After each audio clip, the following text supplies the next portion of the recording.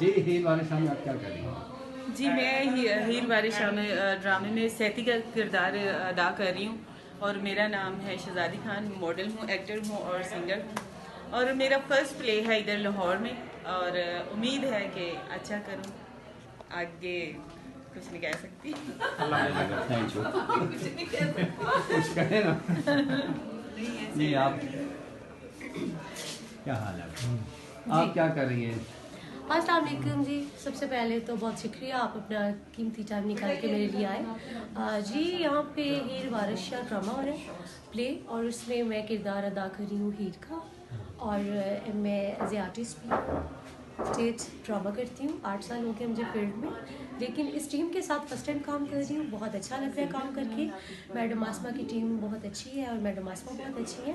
बाकी आप ड्रामा देखिएगा और बताइएगा कि आपको ड्रामा कैसा लगा। Thank you.